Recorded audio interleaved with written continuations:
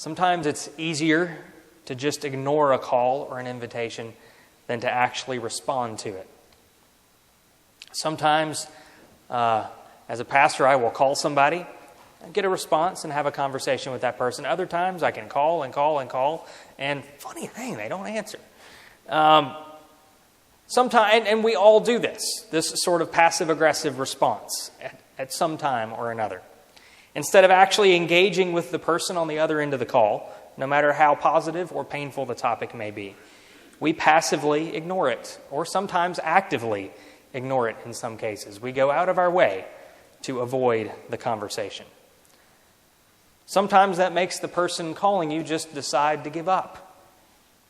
But it never works that way with God. God will keep calling. God will keep reaching out to us, even if we continue to choose to ignore Him. So have you ever lived in a house with a front porch? I grew up in a Victorian house built around 1890, and it had one of those old wraparound porches. And I remember all of the fun that I had on that porch. As a family beach retreat, my family would go to a house on the beach at Beacon Hill, Florida. If you don't know where that is, it is between Mexico Beach and Port St. Joe. It used to be in the middle of nowhere, and we had the entire beach to ourselves. You could look, the house set on a hill, and you could look out over the water and see the tip of Cape San Blas right out there in the water. It was a beautiful place. It was a wonderful, wonderful area to go to the beach in. And it was much different than the beach that a lot of us end up going to sometimes. No crowds, no noise, just me and my 13 cousins filling a house for a week or two. The house didn't have any air conditioning. So many times we slept on the front porch. The screens would, of course, keep all the bugs out. We didn't put our hand on the screen because we knew there'd be mosquitoes imprinted in the shape of our hand when we got it off at night. But it was a beautiful and a wonderful place. But as I have had my own house, the parsonages that I've lived in, I have yet to have a front porch. And I have to admit, I kind of miss it. I'm not saying I want a new parsonage. I love the parsonage we have. But, there's something to be said about front porches. They help us get to know our neighbors. Our culture has shifted in the fact that we now put most of our recreation areas in the backyard. We don't have them in the front yard anymore. We now recreate and entertain rather than openly invite. But in houses that had front porches or have front porches, they are usually gathering places for the whole neighborhood. There would be a chair or a swing there, maybe a pitcher of lemonade or sweet tea, or strawberry lemonade or pink lemonade. It's not unusual to pass by walking your dog or pushing the stroller and get invited for a conversation. In our Bible story today, we've got the story of a man who has spent a lot of time on the porch. It's called a portico. Portico and porch are the same word. His portico was near a pool. Let's hear his story from the Gospel of John, chapter 5, verses 2 through 17. In Jerusalem, near the sheep gate in the north city wall, is a pool with the Aramaic name of Bethsaida. It had 5 covered porches, and a crowd of people who were sick, blind, lame, and paralyzed sat there. A certain man was there who had been sick for 38 years. When Jesus saw him lying there, knowing that he had already been there a long time, he asked him, "Do you want to get well?" And the sick man answered him, "Sir, I don't have anyone who can put me in the water when it is stirred up. When I'm trying to get to it, someone else has gotten in ahead of me." And Jesus said to him, "Get up, pick up your mat and walk." Immediately the man was well, and he picked up his mat and walked. Now that day was the Sabbath. And the Jewish leaders said to the man who had been healed, "It's the Sabbath.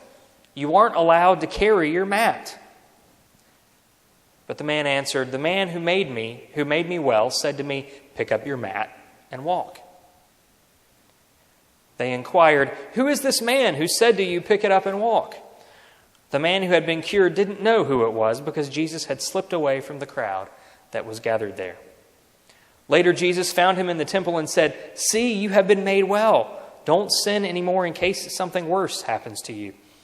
The man went and proclaimed to the Jewish leaders that it was Jesus who had made him well. As a result, the Jewish leaders were harassing Jesus since he had done these things on the Sabbath. But Jesus' reply was, "My Father is still working, and I am working too." The word of God for the people of God. Praise be to God.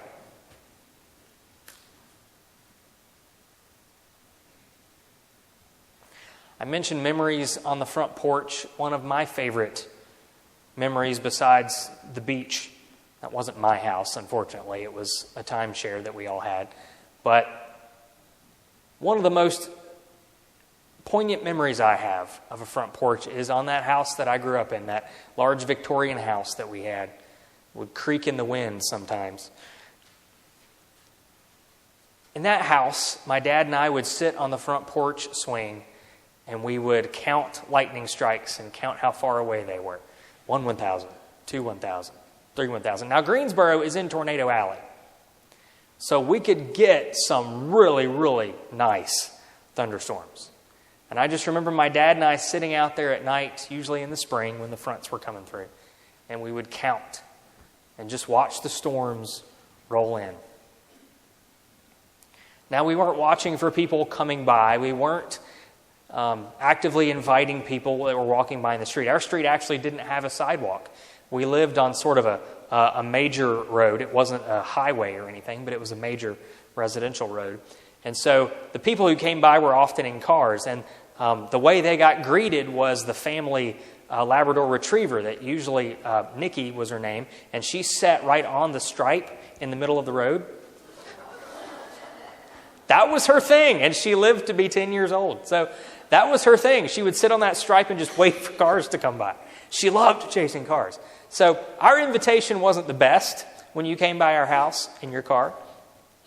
But what I remember was kind of a moment that I was already sitting on the front porch. This is the moment there, if you've been invited by someone and you're already sitting there. I was invited by my dad, and he was already sitting there on the front porch.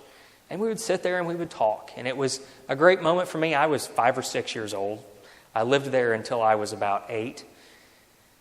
And so these times during my early childhood, I remember just sitting there and talking with Dad, and learning about storms and lightning.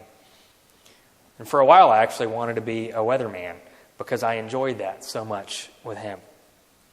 When Heather and I lived in Atlanta, when I was going to seminary, so many people lived in condos that you really didn't have front porches, right? But Piedmont Park was our front porch. Everyone met and sat and chilled with each other in Piedmont Park. And while I was in Atlanta, I remember a course taught by a former Savannah, Georgia city official he was heavily involved in reinvigorating the city's poor neighborhoods. Savannah had a huge crime problem several years ago, and so he was part of a task force that evaluated this problem and that tried to get people involved in taking back their own neighborhoods. You've heard of programs like Take Back the Night, where people in urban neighborhoods will walk at night in their neighborhood. They'll form kind of a just community block party, and they will go out at night in their neighborhood to sort of prove we can do this and we will take back our neighborhood. Well, he was part of teams that began programs like that in Savannah, Georgia. And one of the things he told us that made me think back to those days in that old Victorian house was that you can judge the health of a neighborhood, especially a neighborhood with old houses that have those front porches. You can judge how healthy the neighborhood is and how low or high of a crime rate it has by the number of old people sitting on front porches. Now, it sounds funny, but think about it. You know, we may drive by a bunch of houses with folks on the front porch and think, oh, those lazy folks, they should be at work. But actually, They're out there watching. They're saying hello to everybody. They're getting to know people as they come by. And they're telling kids, they're telling the kids' parents what they did and what they saw them doing. Some of you may have grown up in small towns, and you used to hate it when you were a teenager, right? That, gosh, if I sneeze wrong and don't wipe my nose right afterwards, my mother knows it because I did it in front of Grandma Stewart's house, and she's going to call my mother and tell her, and it was crazy, wasn't it? But you know what? That keeps worse things from going on, doesn't it? Those old ladies on the front porch and old men on the front porch are there to invite kids up to play a game of checkers, but also to remind them to pull their pants up. This is the kind of thing that goes on through old people sitting on front porches, or anybody really. But this man started talking about how what they did when they began revitalizing these neighborhoods in Savannah was they talked to these folks on their front porches. And some of them have gotten afraid to go out because crime had gotten so bad. But they said, no, you're our Crime Watch program. You're our connection to the community. You need to get out there, walk around, talk. And they found that the more people got out, the more people walked around, the more people met each other, the less isolated they were from each other. All of a sudden, even in a neighborhood with grinding poverty, all of a sudden, front porches helped heal a community. Because people got to know each other. People talked to one another. And it's amazing what that kind of thing can do.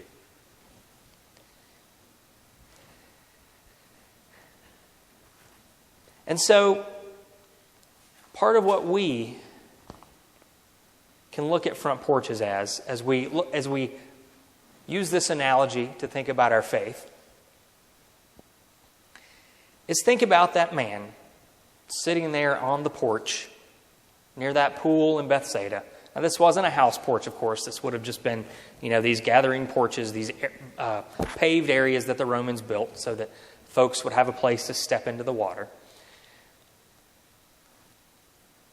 But this was a place of invitation. It was a place where folks came. They probably got to know each other. They talked about, who had what problem, and they were people gathered there who were physically in a lot of trouble. This was, in many ways, as grinding as the sorrow was in that place, I'll bet you every single one of them knew each other. And every day we're told in another gospel that an angel would stir up the water, that somehow this water was given to miraculous powers of healing, and someone would step into the water and they'd be healed. But somehow this man had never made it. Now we don't know why. Maybe he wasn't as assertive or aggressive as some other ones. But Jesus comes to that porch area, meets this man, has a connection with him. There's an invitation that Jesus gives him. He says, simply, stand up, take up your mat, and walk. The Jewish authorities get incensed at Jesus that he would heal a man on the Sabbath. But first they get mad at the man for carrying his mat, which I think is kind of funny. This man had just been healed. Let him carry his stinking mat. But when Jesus is confronted, he says, look, my Father is working. And so am I. And the Jewish people knew this, that the religious leaders that would have made this declaration, that would have gotten mad at Jesus and would have gotten mad at this man for carrying his mat, they knew that God still worked on the Sabbath. And there was this whole system of theology that they tried to figure this out. Because you think if there is a day where everyone takes off, that is actually impossible, right? Because babies are still born on the Sabbath, right? Folks still may get sick and need to go to the hospital. There might still be crime that happens and policemen have to be out and about. There has to be some sort of civil authority that's there. So, and also God is still working on the Sabbath. Yes, it is a day of rest, but hey, if good still happens, it happens. And Jesus even mentions, if your ox is thirsty on the Sabbath, you don't let him die of thirst. You take him down to the water, even though it's the Sabbath. And so Jesus' response, and I love his response, is simply, God is still working. My Father is still working. and so am I. And this invitation issued to this man on the front porch is still extended to us today. It could happen at any time. You could be God's instrument for healing at any time. God is still working no matter what the day is. God is still using us, and God continues to invite us. I guess you could say he still does it the old-fashioned way. God sits on the front porch, as Malia was mentioning in the children's sermon. God's sitting on that front porch, inviting us, asking us to come, have a glass of lemonade, play a game of checkers, or whatever, just to sit. And the front porch is not a place of great commitment, right? You don't have to be fully committed. That happens maybe when you walk through the door. But a front porch is a place of invitation. It happens when God does it, and it also happens when we do it with others and invite them into a relationship with us, invite them to come and sit for a while, invite them to tell us what's bugging them, as we invite them to share their own hearts with us. As you two spend time on the porch, you and your neighbor may eventually decide to take the conversation inside. And when you've come inside, you know you've crossed that threshold into a deeper relationship. That's where God really wants us. God wants to bring us there. And God will continue to talk with us on the porch all you want. But more importantly, God more importantly will open up a new door. He will continue to invite us into that open door, into a deeper commitment to discipleship, to following God through Christ. It's an invitation for investment, for us to really and truly invest ourselves in the relationship. And many of us do sit on that front porch forever, but God invites us deeper. The decision to do that, to go in that door, is entirely yours. The door is open, but only you can take that step. So where are you in the house? Are you contentedly hanging out on the front porch? Just coming to church because your friends are here? Just coming because it's what we're used to? Or are you coming because you're committed to seeking God? Maybe we've been on the front porch. Maybe you've been on the front porch for years. And it's time now, and that front porch is a safe place to do it. To ask questions, to risk walking into that house. To grow in your knowledge of Him and how to live like His Son, Jesus. To become whole like that lame man in the pool. Jesus told him to rise, get up his mat, take his mat and walk, but it was his choice to do so. He could have sat there on that porch and said, it's all right. Folks have said that to me before. I think I'll just sit here. It's comfortable. I know everybody around me. But instead, he decided to walk through the door, to take his mat and walk, to do more than just sit at the front porch. All of us are invited to be those instruments, to call people and invite them in, to welcome them, to chat with them, to actually listen to them, and build those relationships on the front porch. And we're also called to invite people deeper. As instruments of God, we don't save anybody, but God does. But we invite people in. God uses people. And we can invite people into that door, into a deeper relationship with Christ, by asking them questions. Hey, have you ever thought about this? What if you went deeper?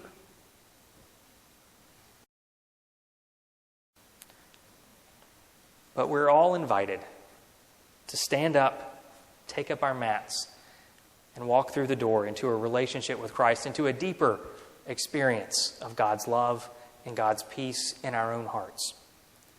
May you do that today, and may we do that every day and invite others to do it as well. Amen.